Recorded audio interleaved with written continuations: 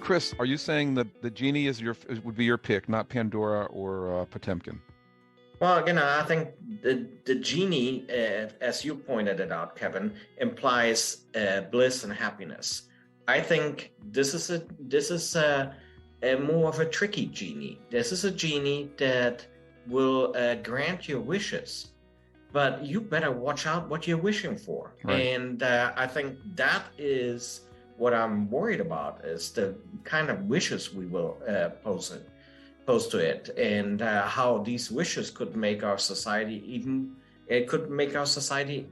unjust and unbalanced.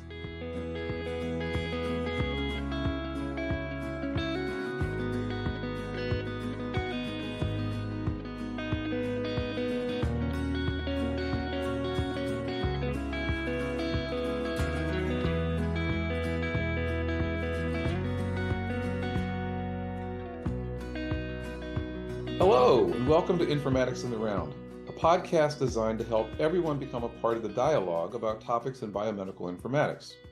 I'm Kevin Johnson, physician and informatics researcher at the University of Pennsylvania, at KBJohnsonMD on Twitter, and www.kevinbjohnsonmd.net on the web. And I'm ST Bland. I'm a senior project manager at Vanderbilt University Medical Center, and I'm ST Bland MPH on Twitter. We welcome two special guests for this episode.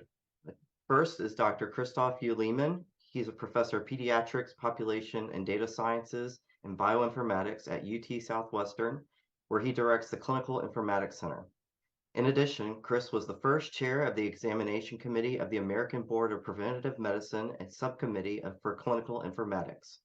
Dr. Lehmann's research focuses on improving clinical information technology and clinical decision support. Dr. Yaa Kumah-Crystal is an assistant professor of biomedical informatics and pediatric endocrinology at Vanderbilt University Medical Center. Yaa's research focuses on studying communication and documentation in healthcare and developing strategies to improve workflow and patient care delivery. Yaa works in the innovation portfolio at Vanderbilt HealthIT on the development of voice assistant technologies to improve the usability of the EHR through natural language communication. Yeah, thanks a lot. They were pretty amazing. And I think we both heard in that clip, at least a little bit from Chris, about the kind of the energy and the thought that went into this topic. Yeah, I think what is interesting about ChatGPT and AI in general is this opportunity to learn a lot from things that we haven't before, but it also brings on these ethical nuances, these new ideas that we've never had to really landscape and deal with before. And so it's opening a whole new territory that we don't really have a set of rules to play by. Yeah.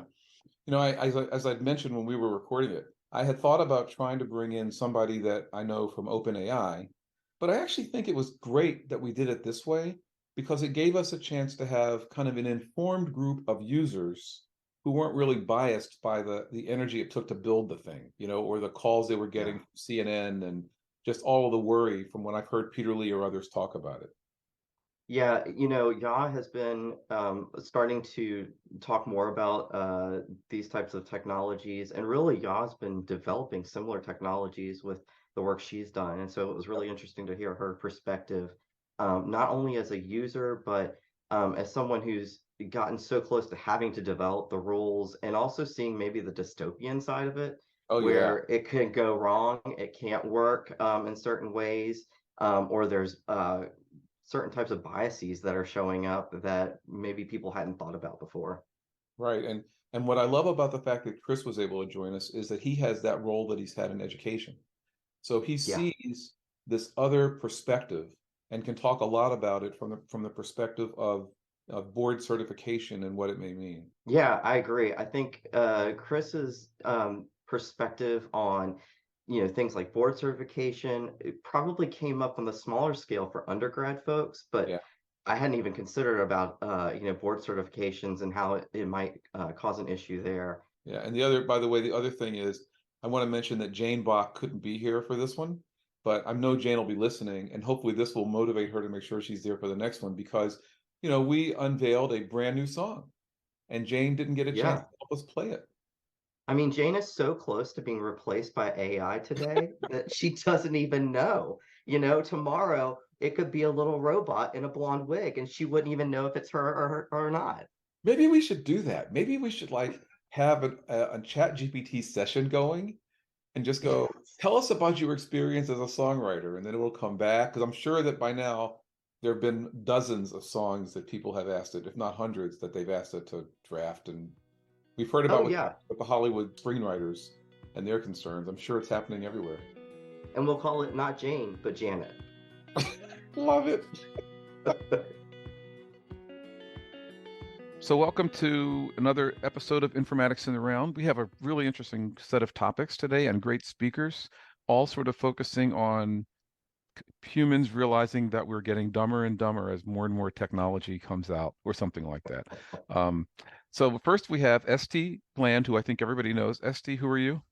Hi, I'm ST Bland, Senior Project Manager in Vanderbilt University Medical Center. Chris Lehmann, I am the director for the Clinical Informatics Center at UT Southwestern.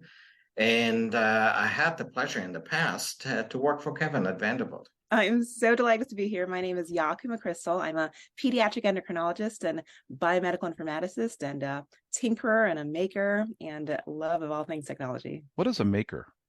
Someone who likes to put things together. You see a bunch of Legos and you're like, that could be a house. If you can remember the Lego movie itself, there was this whole parody of being a master builder. But the moral was that anyone can be a builder. So I think it's just looking beyond things in the state that they currently exist and imagining different states that they could be in to be helpful to people. That's great. I was actually in a meeting somewhere, and one of the keynotes introduced herself as a design scientist, and I went, ooh, I like that. So you could also call yourself a design scientist. I like that. Yeah. So we've all decided to talk about this this very interesting, classic black swan event, which no one saw coming and which now has changed the way we think about everything. Some things I think for the good, some things possibly for the worse, but it nevertheless has become pervasive. We were supposed to have a really good friend of the podcast, Jane Bach, who's a well-known songwriter, on this episode. And I was fairly certain, because I know Jane, that she would not have ever touched any of this ChatGPT thing. So I took the liberty of asking ChatGPT to do the following. And probably we'll get into this phrase, but it always requires sophisticated prompt engineering to get GPT to do the things you want it to do. And I'm sure we'll talk about it. But so after a few tries, here's what I came up with. It still didn't do exactly what I wanted. But I said, write the lyrics to a country music song arranged to be sung using the tune of Love Story by Taylor Swift. The song should tell the story of an old curmudgeon who makes a pet out of a raccoon who keeps invading his trash can. And it comes back with this. And it's not singable. He was just a lonely man, living all alone. Every night he heard a noise coming from his home. He tried to catch the thief, but always missed his chance, until one fateful night when he saw his first dance. This is a love story of a man and his raccoon. She stole his heart, and he fell in love too soon. He made her his pet, and she became his best friend. This is a love story that never seems to end. At first, he was angry, always yelling and shouting, but she kept coming back, and he started to doubt. He left out some treats and watched from afar. Soon enough, she was eating from his jar. This is a love story of a man and his raccoon. She stole his heart and he fell in love too soon. He made her his pet and she became his best friend. This is a love story that never seems to end. The bridge. Some folks may laugh and say it's absurd to love a wild creature like a raccoon or bird. But this man knows that love knows no bounds, and he's happy with his friend roaming all around. So I'll keep going. There's a chorus, and then there's an outro. It's actually a well-formed song, and it does end with the right words for "It's a love story that never seems to end." So you could probably sing it, but the rest of it didn't work. So many people who are on this will be completely surprised that ChatGPT was able to do something with that kind of minimal prompt. Yaa, are you surprised? I am delighted and pleased that it came up with something that rhymes and makes sense and held mostly true to the description that you gave. Something like this we would use to generate a bedtime story for my 6-year-old so we could read together. So the generative potential is really exciting. And based on what I've been playing with, it doesn't surprise me, but it really delights me. So I have to ask, for all of us, what's the craziest thing you've been able to get the GPT series of things to do? And then we'll talk about what it really is.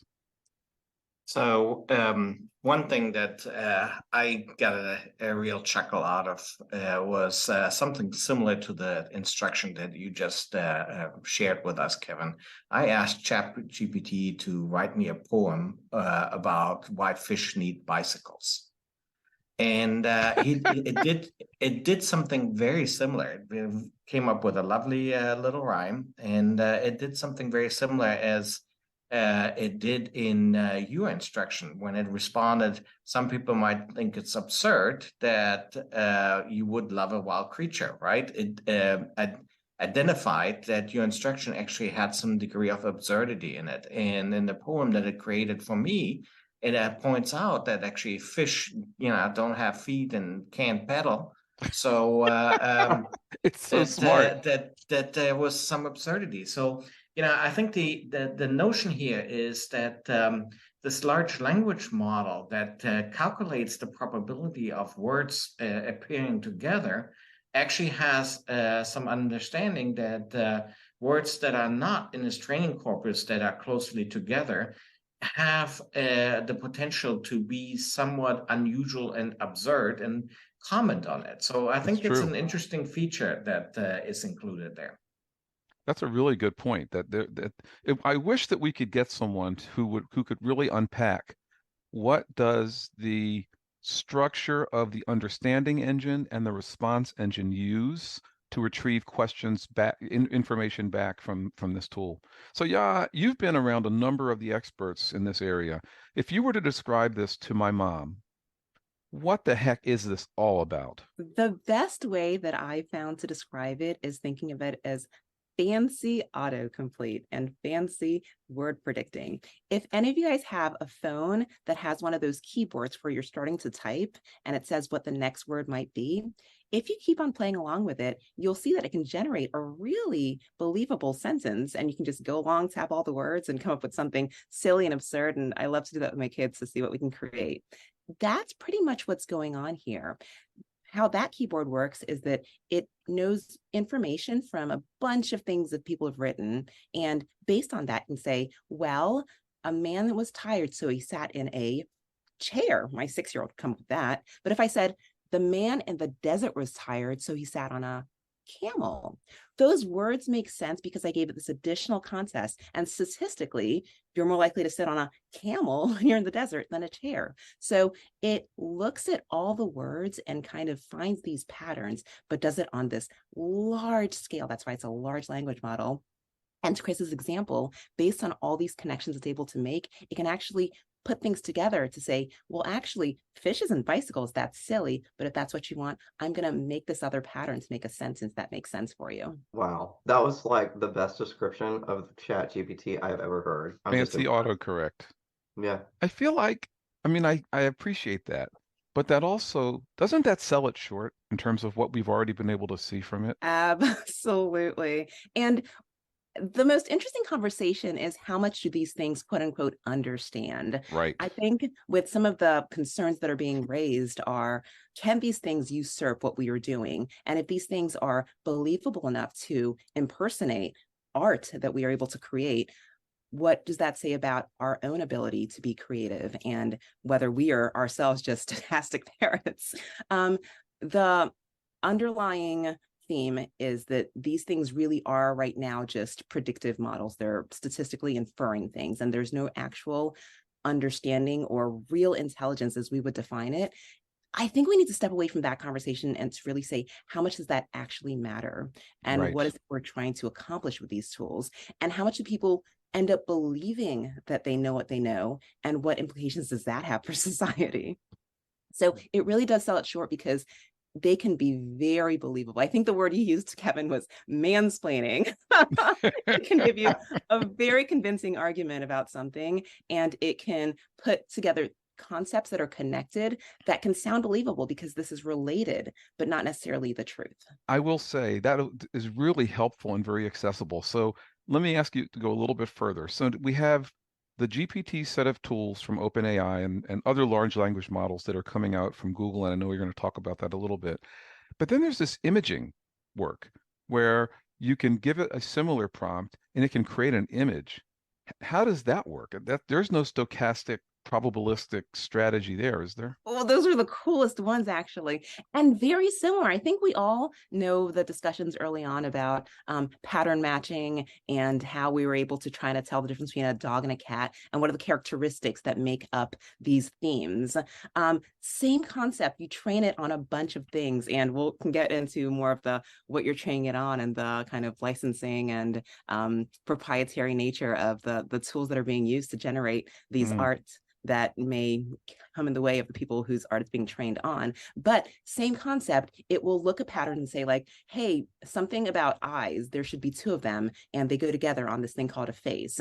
And because of things like the mobile phones and Facebook, we have all these images of faces on the internet, and the systems now know what the pattern of a face looks like. Before things like ChatGPT came out, we had these generative models where you have sites like this face does not exist and it can generate what a face looks like. But now we can also say, well, do this in the style of Van Gogh. And this is what Van Gogh looks like. Do this in the style of Dali, Salvador Dali. And ironically, Dali, the model is, based off the name Salvador Dali. And it just understands like, well, when I say something should be in the style of the Mona Lisa.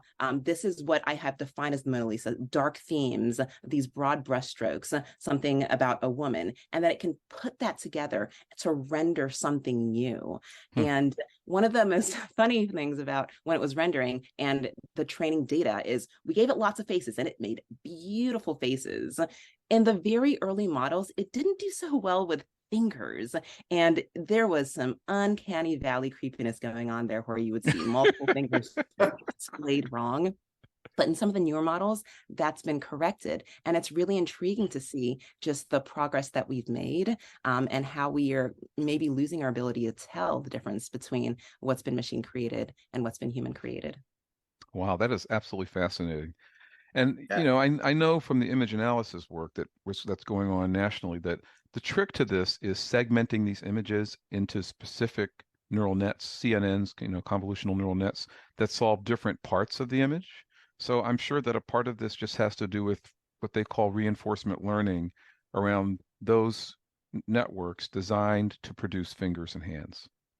But it's fascinating to think about that. So this detour into the art creation is quite interesting, because that's where, and Yaa kind of alluded to this, this is where we're reaching Turing test levels of quality of work. So a gentleman in, I think it was Colorado, submitted his AI-produced art to art show and actually won a prize, which generated a lot of frustration by the people who actually submitted homemade art. We are reaching a quality of text and interaction that, if you remember a relatively recent piece in the New York Times, can at times get creepy and become, while still realistic, it can become threatening and concerning. So where is this going in regards to replacing humans without humans knowing? I think one of the most basic principles that we need to have for AI is that humans need to be able to recognize it as such. So if you leverage AI without telling me that you're using AI to deal with me, then I think this violates a basic principle of trust and relationship. So I think that's, for me, one of the conclusions that comes out of this. That's really interesting. Do most people believe that where we are, one of the rules needs to be AI needs to be explicitly attributed? I think I would just add to what Chris just said, that yes, because and I think about this from a broader non-healthcare context of news and information especially like delivered through social media. I saw where someone used AI to create a video of Joe Biden saying that he was going to start a draft for the war in Ukraine against Russia, Yeah. and did not, say it that it was AI driven. Even if he had, though, I think a lot of people believed that it was true because people just get something really quick from social media and think it's true, face value, and move on. And so I do think it's really important to note that it's from AI, because I think that AI is getting so powerful and so believable very quickly that the layperson, the average person who doesn't really understand the technology behind it all, could very easily fall and understand or think it's true and not AI generated. Can I And raise an interesting consideration to the attribution? Yeah, do. Not long ago, after one of the unfortunate many shootings that we've had here, the Office of Diversity at Vanderbilt University put out a memorandum expressing that the tragedy was something that we all come together on, and we had folks in our thought and prayers. And they included a line to say that this statement was generated with the assistance of ChatGPT. There was tremendous backlash because of this attribution. We were featured on The Daily Show. Yeah. Wow. Jeez. John Oliver was talking about Vanderbilt, but not about Buddy Creech's great COVID research, but about the fact that we were using AI to generate these sentimental statements about how bad we felt about a school shooting. And there are layers to this because I think the sentiment was, well, something so human to us could be offset and given to an AI to generate, and something this personal should have taken the time of someone to invest the energy to generate something else. But I think maybe the newness of some of this means that we need to define our expectations and parameters around how to attribute and what's attribute, and maybe when it's appropriate to use it or not. So maybe the question is, should they have attributed, or should they maybe just not have used it at all? I don't know. If you had a secretary and asked her to draft a memo for you, does that become more appropriate than asking a tool to? Not pretending to have the answers, but that reminded me of this circumstance. Yeah, that's a great point. along those lines, I have found that ChatGPT is a great tool to provide desk rejection letters. The results that come from that are actually nicer and friendlier than what I would write. So I think the ability to train a large language model on copious amounts of very polite letters and documents that treat people with respect will result in output that can convey these things quite well. However, there might be a situation, and I think your example is great, where this is not appropriate, where we expect a human to be the person who delivers that news. I just briefly want to go on to a topic of the identifying AI as AI in the context of the Belmont principles. The Belmont principles were designed to provide research that's ethical and responsible. And one of the most important topic in there is autonomy. And this is not that AI can operate without human oversight. When I interpret it towards AI, it's about protecting the autonomy of all people and treating them with the courtesy and respect that they deserve and facilitate informed consent. So if I apply the Belmont principles to AI, the notion that AI must be declared as such, that a consumer must understand, that a consumer must be able to recognize that this is an AI tool, is incredibly important in the concept of autonomy. Have we seen any examples yet where any of these tools are in some way violating people's rights? Actually, there are a couple of interesting examples of when the tools are being used and conflicting with people's intent and how they're able to thrive in society. One example related to AI art, as we were discussing before, there was a very famous controversy a few months ago on Reddit, ironically, where a gentleman had submitted one of his arts to one of the subreddits to display. And one of the moderators said, "This looks too much like AI generated art. We can't have it. We don't have AI generated art. We want to preserve and uphold true art." And the gentleman said, "Well, this is my art. I promise it's mine. You can look at my other art." And the moderator said, "I'm sorry, this looks too much like it. You might consider changing your art style." And as you can imagine, there was an uproar in the art community who already feels like AI is stealing their artwork, but now they themselves are being accused of making art that looks like AI art, but AI art doesn't have a style. That's their style that it's replicating. And now they can't even promote their own artwork. And they're being told that they have to adjust themselves in society now because of this new phenomenon. In any case, that Oh my was gosh. much a buzz that made it all the way to a Newsweek article, and things because of the uproar, the art was eventually posted, but that started a lot of interesting discussions about what it means to be a true authentic artist and what it means to generate AI art and how those things align. Another issue or controversy this made me think of, I don't know if you guys are TikTokers, but there's a very distinctive TikTok voice that narrates certain videos. It's very like upbeat and perky. This voice is based on the voice of an actual voice actor who had submitted just some voice trainings for a language translation. And she found that later on, her voice was being used for this TikTok videos. She only discovered that because she was being rejected for doing actual voiceovers because people said they didn't want something that sounded like the TikTok voice. So Oh my again, gosh. Wow. losing her Wow. individually and authenticity because training had been done without her permission on the sound of her voice. So when we use And these of tools, course, I have to say, in like Henrietta Lacks like fashion, right? So right? so everybody's making dollars, all of these influencers and everybody else using a voice that they don't own, and she gets nothing for it. That's okay.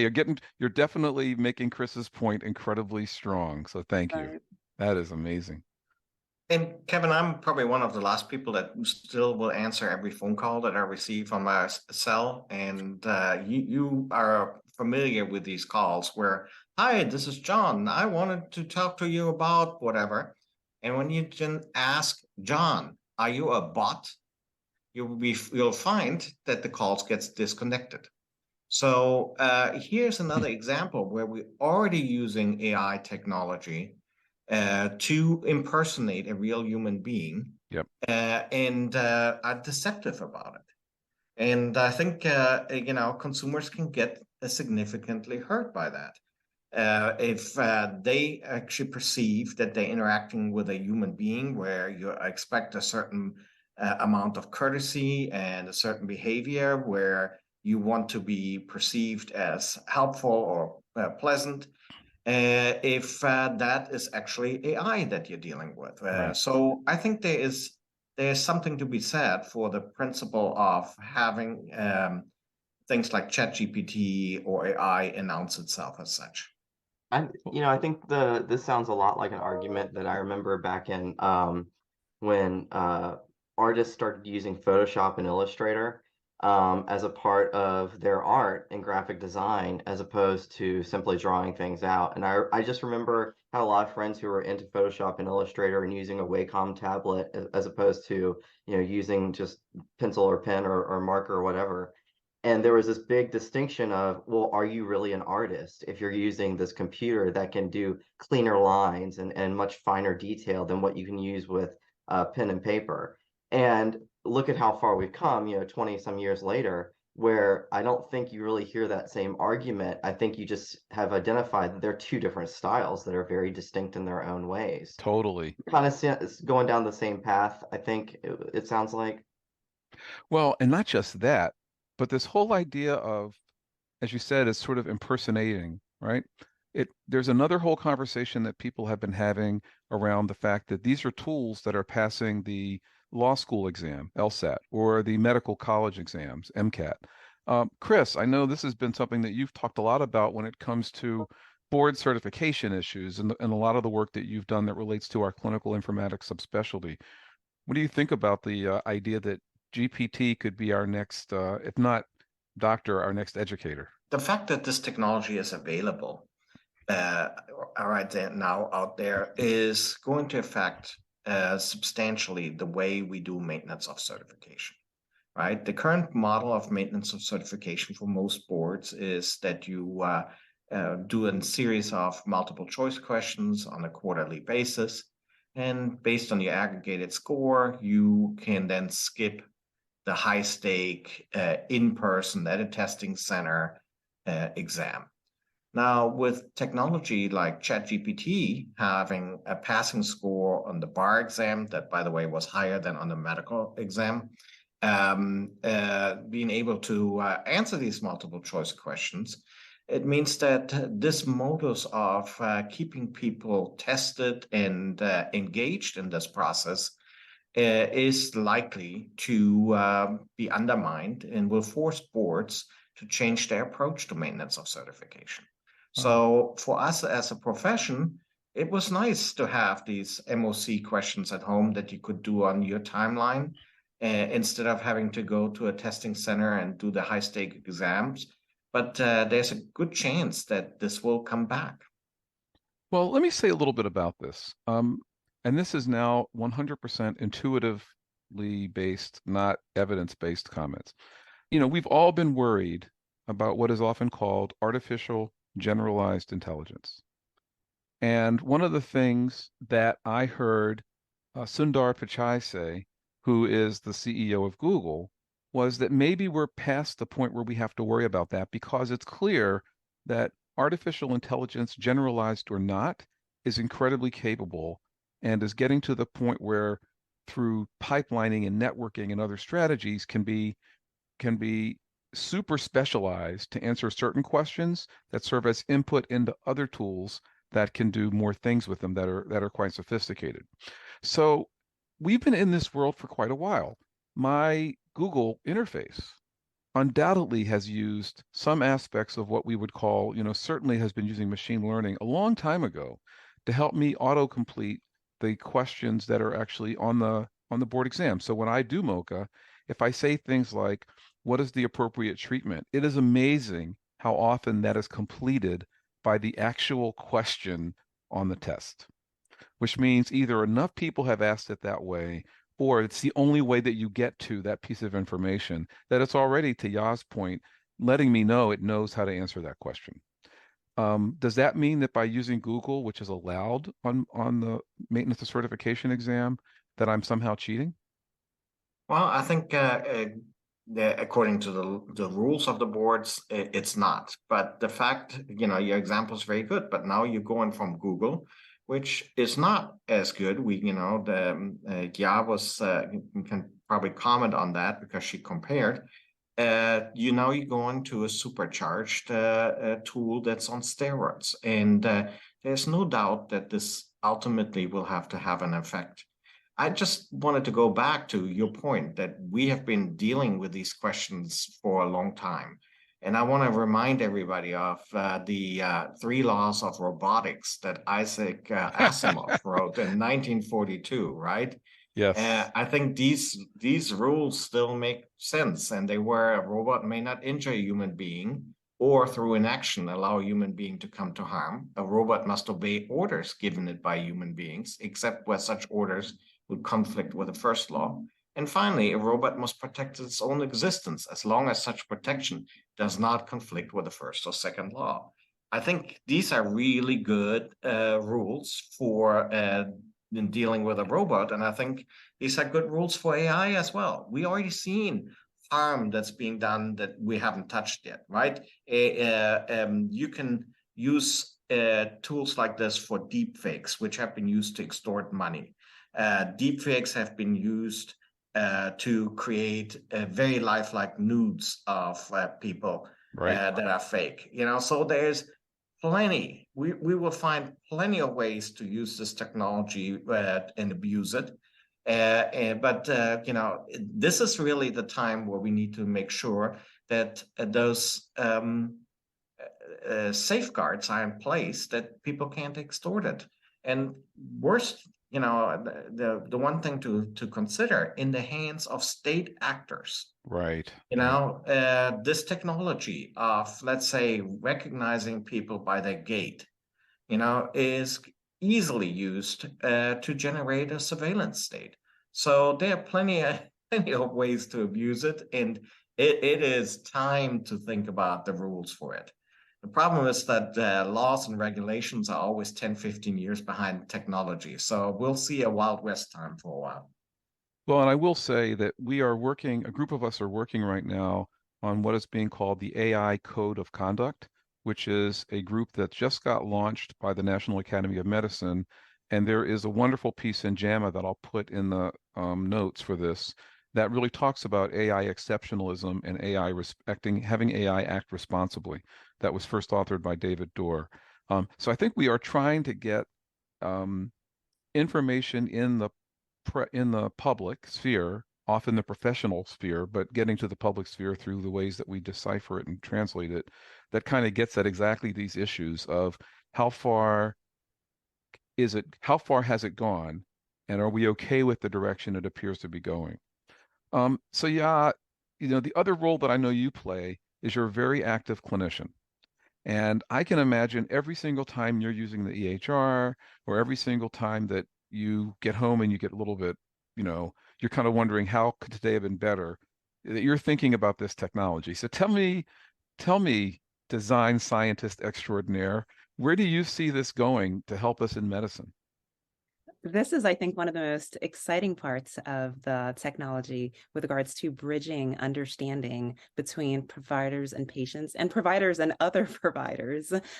One of the things that we struggle with regards to the EHR is documentation. And that just means we have to do a lot of notes and get them saved so other people can read them, so we can read them, and more recently, so the patients can read them as well.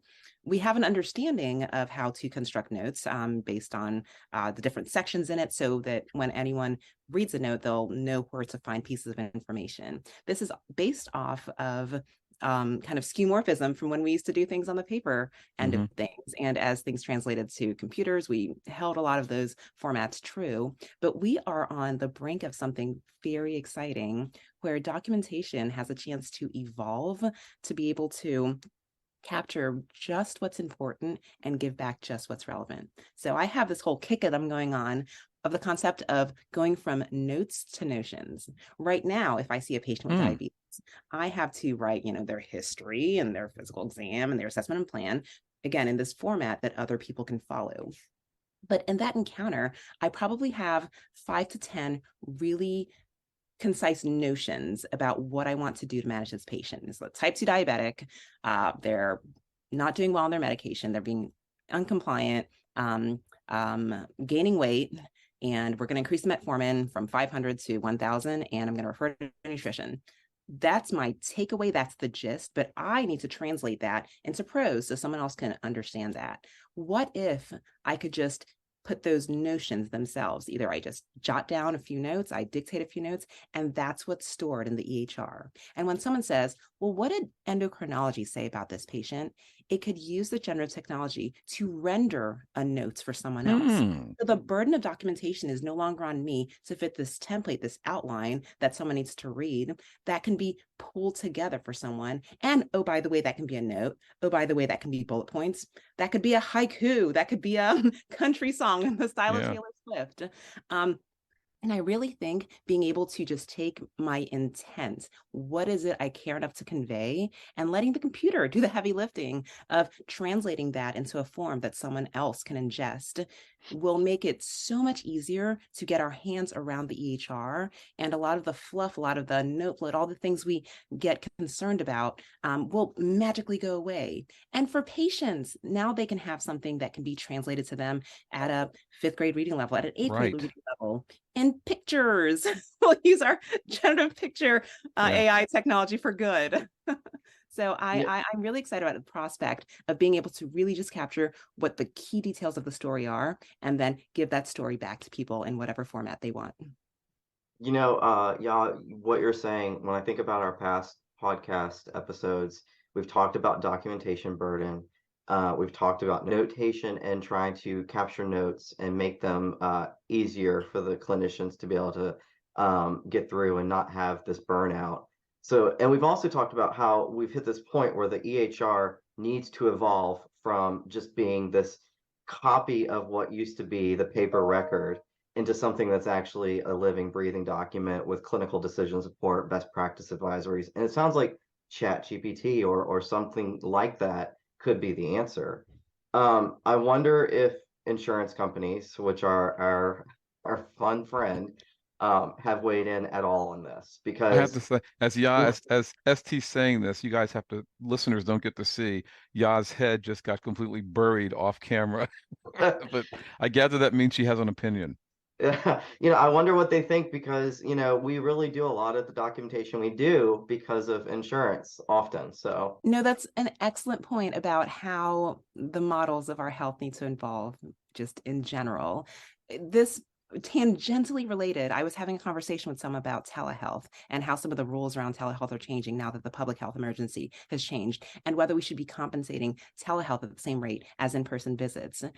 And the conclusion we came to is the work that you do as a physician, we are putting together ideas, we're putting together our notions, and we're doing cognitive work. That work has not changed if I'm seeing someone in person versus seeing someone in telehealth. That work is still there. And what I try to capture and communicate in my note is what that work was, translating just like my insights and what the next course of care should be based on that. And for some reason, it's really important to the insurance companies that is transcribed and translated and notated in a particular way. And if we can get to the heart of what is the problem we're trying to solve and what we're trying to accomplish, is I need to be able to see the patient, evaluate the patient, and say, based on what I know, what I understand about medicine and this patient, this is what needs to happen.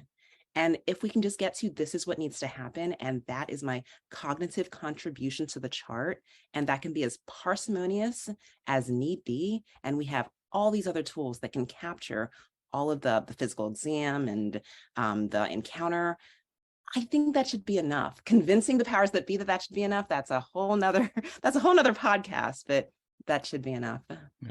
So what do you see happening? I mean, you've mentioned at least one area, which is notes to notions, which I think is brilliant.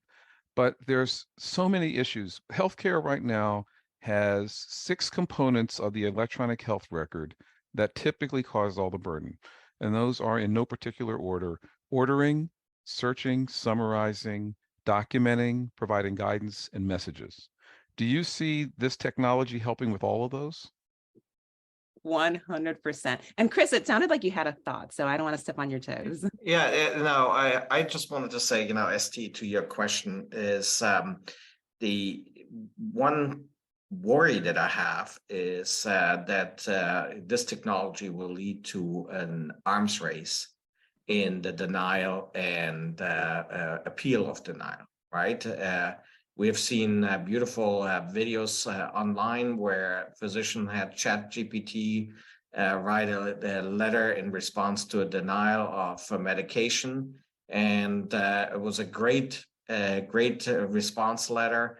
Except for the fact that at that point there was still a lot of hallucinations and all the references were made up. But I can envision, and we know that there are insurance providers who use less than a second per denial, and the only reason they can do it is because they use sophisticated technology. So I think the first step could be that we're seeing an arms race of denial and approval requests that will actually potentially could make things worse for a while. So it almost sounds like they're using ChatGPT to deny, and then deny your continue to deny over and over. Yeah, are they using sophisticated technology already? Yeah, well, they use our proprietary technology to do these denials in such large volumes. And if only we could just blow the whole thing up, because a lot of this back and forth is to determine whether this medication or this treatment approach makes sense for this patient. And all the information's there. The insurance company may or may not have insight into all the things the physician's saying, but if we were on the same page with regards to literally being on the same page in the EHR page, and they could see into the tools, and we could even, between the insurance companies and physicians, agree on some of the same standards, maybe we could ask the tools themselves to comb through the EHR to determine what criteria this patient does meet or not, and have that help us draw conclusions about whether to proceed. We can look across all of the different charts to say, how well do these people do when they go through this therapy or not? I think that would be awesome.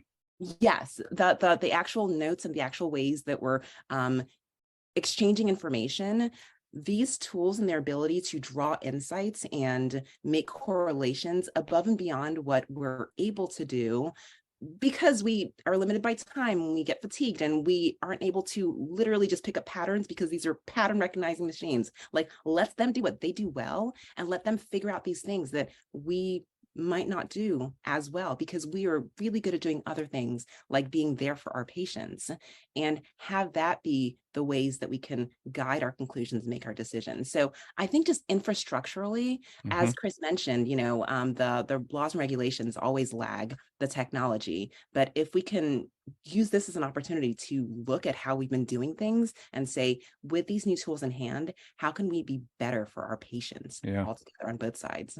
And in some ways, we want the laws and regulations to lag because they stifle innovation, right? So we need to give people enough rope that they can get as close as possible to danger without crossing over that line. Otherwise, we don't get to see what's really possible.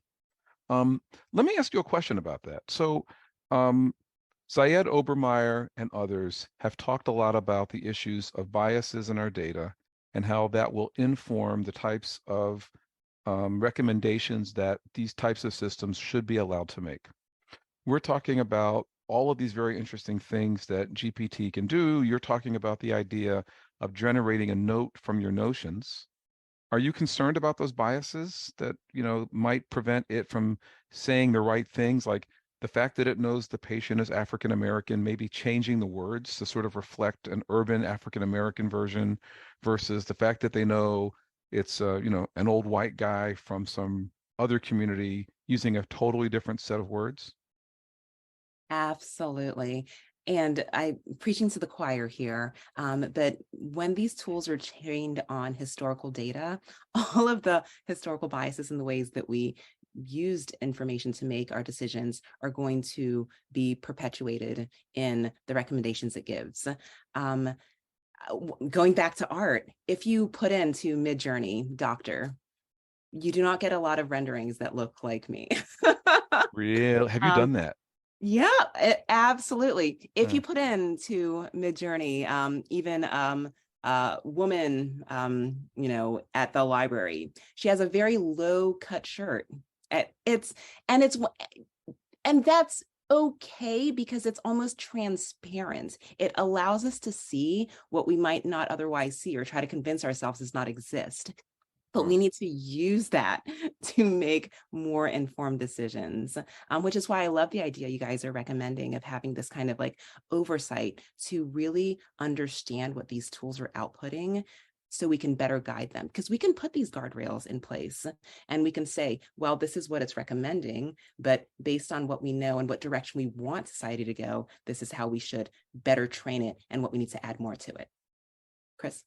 To add to this, we have had, and Yaa said historical bias, we had great example of AI introducing bias. Amazon had an AI tool that they used to scan resumes, and they had to abandon it because it was a bias in favor of men. Apple had a credit AI tool that gave husbands greater credit than their wives.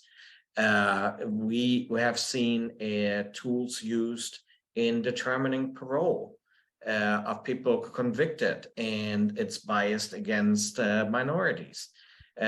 We have seen AI used in healthcare and introducing bias against people from lower socioeconomic classes, because they were able to, in the past, use less healthcare services, and that was interpreted as that they needed less healthcare services. So we have plenty examples of AI gone wrong and AI injuring people who are already in a vulnerable position in society. Yeah, I think, Kevin, I'm glad you steered the conversation this way, because I was thinking a lot about, healthcare usually tries to handle the bell curve, the most folks, and making it as generalizable as possible for things like recommendations and such. And usually those outliers, are the folks that are already marginalized and end up being more marginalized by rules or oversight that helps the general population. So I wonder, what's the next step for trying to make sure that we don't do that in healthcare? How do we try to harness this technology and use it properly with machine learning and such? And I think we've already considered that. We use things like chatbots already for recruitment in clinical trials, things like that, or helping answer questions about bills and things like that in healthcare. I think we already have clinical decision support and things for medication management. We're already using it for, trying to identify people with diseases that they might not have been diagnosed with already. But I still think we're concerned about those people who are on the outlier side, who might not be captured, and risking that they don't feel or they don't seem as important as the general population. And maybe that was a soapbox, not a question. I don't know. It's a soapbox. What do you guys think about it? I completely agree. And I think it comes a lot down to alignment of goals and what our mission is. In health, we are, do no harm, and we want to do what's in the best interest to get people well. Well means a lot of different things to a lot of different people. Yes, it does. Someone might be willing to forego chemotherapy so they can have what they consider a really productive last few months of their life. But someone else might be willing to undergo something that's going to cause them a lot of physical pain and illness and damage, so they can potentially live a little longer to achieve goal X, going to their daughter's wedding. And that varies across cultures and even within cultures across individuals. And being able to identify those things and starting with the kind of goal in mind, if we can say we want to accomplish X, which is wellness, which means different things for different people, and we're going to be able to allow patients in whatever way to define what that means, and then working towards that vision can hopefully help us be mindful of the roadblocks that we encounter when things start to deviate from that path. I think we're all well aware of that kind of a paperclip thought experiment where you say, well, let's try to achieve this, and then you're going to achieve this at all means. If we can hopefully define what wellness is for each individual and say, we want to try to get to that path, then we can evaluate the recommendations that are being made and compare them to the recommendations being made for other subgroups, other subpopulations, and people with the same goals and definitions of well, and say, well, why is that different? And along those lines, I think this technology has some potential to actually help us in that. Currently what we have in the electronic health record is pretty much not the patient's voice. It's not what the patient actually said. It's our interpretation of what the patient said, right? And you'll be surprised how often this is actually incorrect. That if you go back to the patient, they said, no, that's not what I was saying. So with this technology, we have the opportunity, and Kevin, you know a lot about this because you're working on it. We have the opportunity to record the patient verbatim, and then use these tools to actually analyze this and identify what their treatment goals are.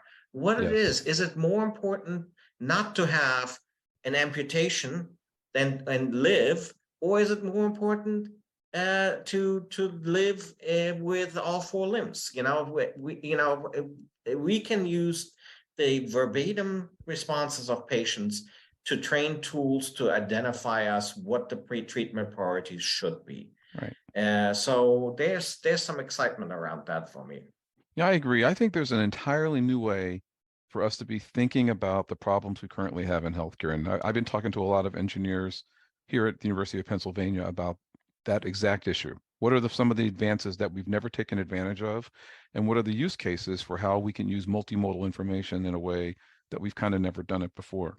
I do want to bring up one other key topic before we get off this episode, which is the Future of Life Institute has recommended a 6-month pause while we can essentially figure out the effects of generative AI and how we can innovate within that space more responsibly.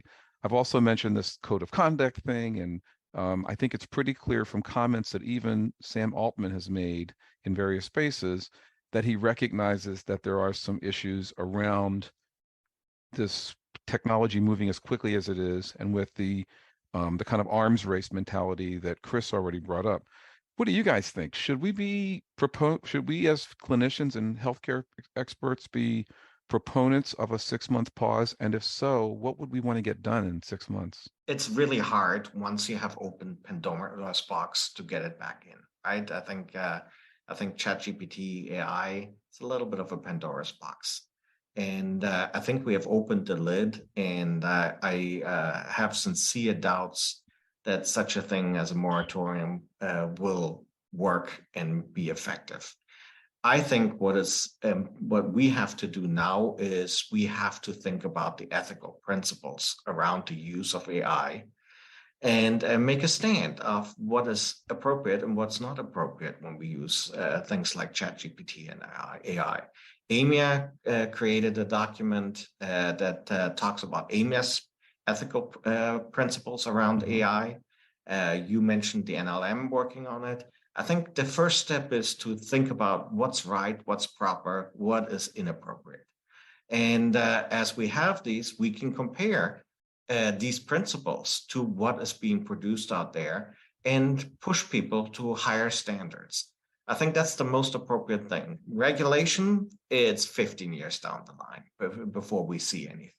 So it is up for us to make a moral stand and pushing the people that are generating these tools to stick to these moral principles. Yeah, I can't help but think about, we have a choice of using 3 different analogies in terms of what we have with GPT. Chris brought up one of them now, but he's also brought up another one in the past, and I would propose a third. And I just think it would be useful for us to all be honest about where we stand on this. And I'm going to ask, you guys just chime in. So here are the 3. He just mentioned Pandora's box. So this is a box filled with misery and evil that gets opened and it's all out. The other is Potemkin Village, one of Chris's other favorite phrases, which is the idea that there is a environment that perhaps isn't really what it seems, with the goal that it could perhaps be disguising a weakness or perhaps falsely portraying an advantage. Then there's this third one, which is the genie in the bottle, right? Which is this thing that you open and magic happens and you get wishes and it does whatever you're bidding. So which one are we dealing with here? Genie, Pandora, Potemkin Village? I'm going to go with a genie with a mirror, because I think technology, no matter what it is, reflects what our individual and societal priorities are. And the way we react to it, the way we decide to use it, lets us know what we think we need more of in life and less of in life. With regards to the moratorium, I think it's— hold on, wait. So the genie with the mirror, that means the mirror is for us, not the genie? Absolutely. Absolutely. The moratorium is a good conversation starter. 6 months feels extremely arbitrary, but I think it's important for us to be having these conversations around the guardrails for society as these things move so fast. It's become a gold rush, breakneck speeds. And these are going to be very powerful tools, and the way people are going to respond to it, the way people respond to it who have less understandings of the architecture and how these tools work, people are building affections for these tools. We need to understand how we as a society are going to respond to things like that. In education, in elementary education, they need some time to be able to figure out how they're going to adjust curriculums to make sure that kids are learning the things they need to, but can also be competitive coming out the door because they're going to be expected to know how to use these tools. So I think it's going to be important for us to teach to these tools, and the most powerful tools that come out need to be put in the hands of researchers first. So that means me. Before we put it out there. No brag, just fact. I love it. Because we need to stress test these systems. Yeah. I think that the jailbreaks people have found, the ways people have been able to trick the system, they were only discovered because it was put out there. But at the same time, we don't put the most powerful guns in the hands of anybody, or we shouldn't.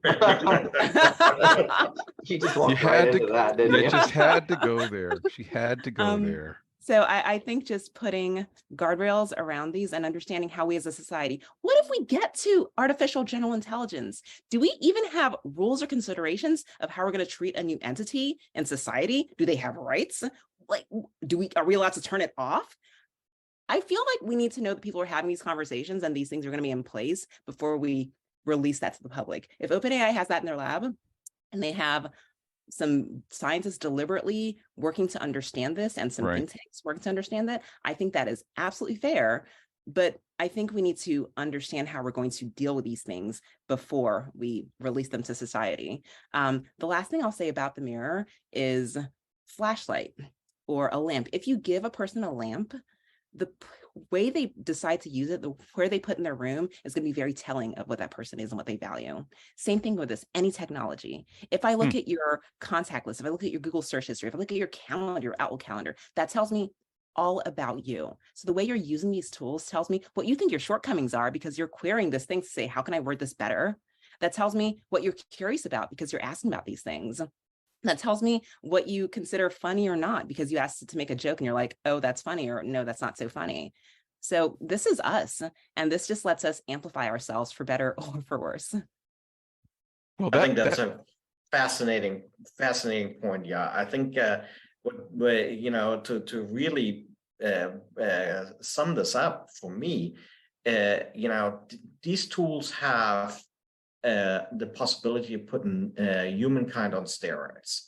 And what they will do is they will make the differences, the potential injustices, the biases, the advantages that certain groups have over other groups. It will make these differences even stronger because it can do the same thing more effectively and faster. So I think your example of a genie that reflects our societal values is actually a really good description of what these tools ultimately could be.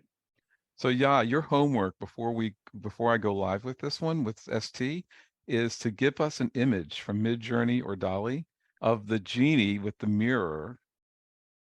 Yeah. Give us that. I'd love to put that on the website and let people see what was y'all talking about. Nice. And I'll use the version 4 so it'll have the right amount of fingers. No. I don't want the right amount of fingers. That's right. We need a tell. We need a tell. We'll use version. Right. We just want 2 like this. So Chris, are you saying that the genie would be your pick, not Pandora or Potemkin? Well, I think the genie, as you pointed it out, Kevin, implies bliss and happiness. I think this is a more of a tricky genie. This is a genie that will grant your wishes, but you better watch out what you're wishing for. Right. And I think that is what I'm worried about, is the kind of wishes we will pose to it, and how these wishes could make our society unjust and unbalanced. I like the genie example the most. And I would just say that, me being a millennial, I loved Aladdin back in the 90s.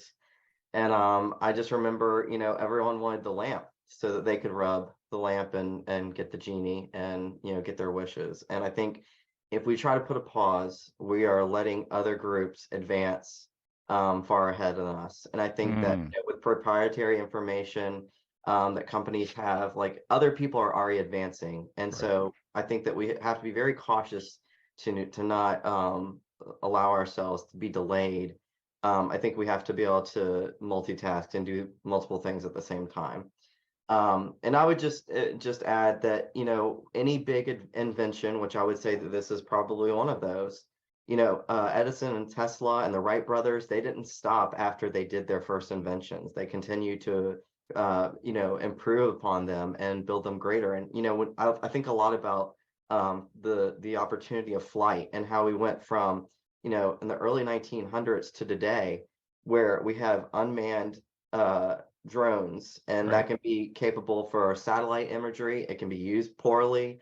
It can be used for good. It can be used for a ton of different things. Think about that amount of time and how far we've come. And we had to learn how to do multiple things at once, which was create the ethical boundaries, and we're still working on that. And I think that that's what's going to happen with this. We're going to continuously have to change the ethics and rules around things like AI as we go.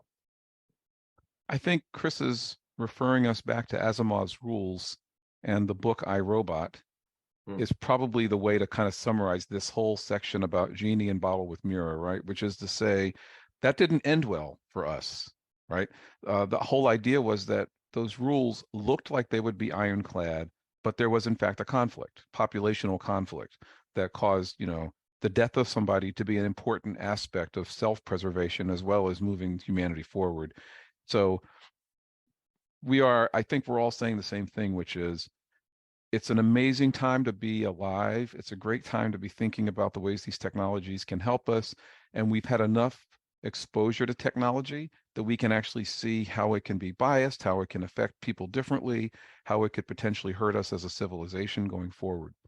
And I do want to point out to that point that Yaa's comments, which I had never really thought about what is it now learning about us in terms of what do our questions or lack of specific questions tell technology about our capabilities, the way we think, is another interesting piece of this that I imagine turns into yet another very interesting way that GPT gets used, right? So it's a fascinating time. And it's, as we all have made a point of saying, it's very important that we stay on top of this. Kurzweil has this thing that I love. It's a rule that I first got introduced to by Tim Urban, the guy who does Wait But Why, which is a great website. But he talked about Kurzweil's law of accelerated innovation. And the whole idea of it is innovations are built on themselves. And so when you are a smartphone user who takes advantage of things the way that Yaa and a lot of us on this call do, the next smartphone advance is linear to you. It's the next thing you do with the things you already know how to do. So if you think about how we had to get through the pandemic, we ended up learning how to use our phones, how to use two-factor authentication, how to use telemedicine, how to use Zoom, how to have apps that actually run this stuff. Imagine that you had none of that experience and you're now being asked to use the next update of Zoom. And think about all of the different components that it expects that you just know, and then translate that to what's happening with ChatGPT. There's a group of us who are getting very facile with prompt engineering, knowing how you can take the prompt that ChatGPT gives you and putting it into an image system to make a better engineering command for your picture. And all of that we're going to learn. And this has only been less than 6 months. Imagine in a couple of years, the group of kids who are from have a high school that has poor access to technology, maybe the only internet connections they have in their home are mom and dad's phones that they use. And all of a sudden they go to colleges where people are way ahead in terms of what is allowed to be done with these tools that they have no idea how to even access. So I think you're absolutely right. What we think of as a digital divide may have gotten so much bigger that one view of this is, does it become a societal divide? And it's a really good point you guys are bringing up. I have a joke. Jokes are good. And I want you to cut this out, but it fits this whole thing. You know, the issue with the genie is, you know, if your wish is, I want to be locked for 12 hours in a tiny space with a Playboy centerfold model. and it goes poof, and the genie says, "I'd like to introduce you to Janet Pilgrim, the very first centerfold model in 1955. The two of you can spend your 12 hours in the coffin that she has been waiting for you for some years." So Okay, your that's- genie is really the monkey's paw. Yeah, that's it. That's the monkey's paw. Okay, I help was our gonna- readers, help our listeners. What does the monkey's paw mean? Oh, it's this brilliant tale of a man who gets a monkey's paw that's able to grant wishes, but behind each wish, there comes a twist, and what you think you want ends up materializing in a way where there are dire consequences. And this whole idea has been exploited in so many tales that relate to wishes. And you're absolutely right. And I think that's part of the issue of the mirror, right? Is to really understand what are the different sides and what are the different perspectives here, and what are humans typically looking for, and maybe what we shouldn't be looking for. ST? I was just going to bring up that we didn't even mention Sophia from 2016, the robot. Do y'all remember Sophia? No, I know Megan. Even worse. So Sophia was built by David Hansen, and she's actually like they said she has citizenship. She's a robot, humanoid, I guess is what they've called her. But I looked up to see what she's doing these days, and she sold an NFT, and now she's thinking about a career in music. And I used to talk to her on Twitter. She would respond to people. Huh. Yeah. So I just wonder if they're going to install ChatGPT into Sophia and what that would could be do. very interesting. Brave New World. Yeah. And if you, I mean, I did mention this movie Megan that maybe some of you have heard about, but Megan is basically, it sounds like exactly that. GPT meets Sophia, with the usual consequences you'd expect of Chucky-like dolls that get into your house. And as Okay. we're having this existential crisis, I want to circle back to what you just mentioned, Kevin, about the growing divide, the ones who are being introduced to and able to leverage this technology and the ones who aren't. I think I saw this on Twitter. I can't remember who to attribute this to, but the saying now is it's not that the robots, it's not Sophia and Megan, the robots aren't taking your job. It's other humans leveraging the robots that are going to be taking your job. Yes. So we need to teach our children how to be competitive. We need to make sure everyone in every situation is able to understand how to use these tools in this new world where that's going to be the norm.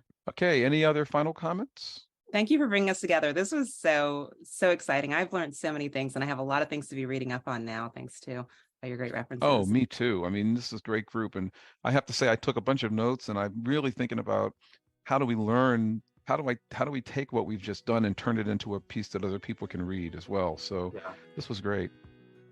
ChatGPT. It was fun. That's so funny. I should tell you. So write a 2,000 word summary of this podcast. Thank you so much. This was awesome. Thank you. Thanks for having us. Yeah, it was a real pleasure.